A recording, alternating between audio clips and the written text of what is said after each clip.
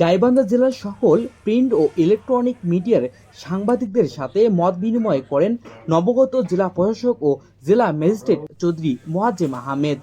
মোহাম্মদ জাহিদুল ইসলামের পাঠানো ভিডিও চিত্রে থাকছে বিস্তারিত।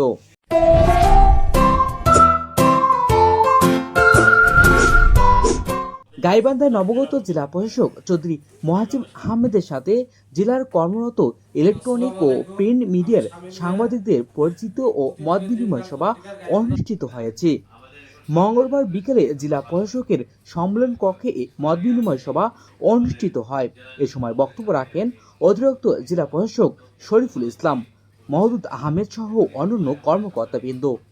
এ সময় উপস্থিত ছিলেন গাইবান্ধা প্রেস ক্লাবের ভারপ্রাপ্ত সভাপতি অমিতাভ দাস হিমুন, সহ সভাপতি খালিদ হোসেন, সাধারণ সম্পাদক ইদ্রিসুজ্জামান মনা, যুগ্ম সম্পাদক জাভেদ হোসেন সহ জেলার পৃথক পৃথক সংগঠনের সাংবাদিকগণ।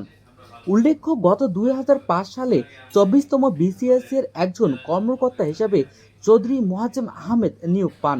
এর আগে তিনি মন্ত্রী পরিষদের বিভাগীয় সংযুক্ত উপ সচিব হিসাবে দায়িত্ব পালন করেন।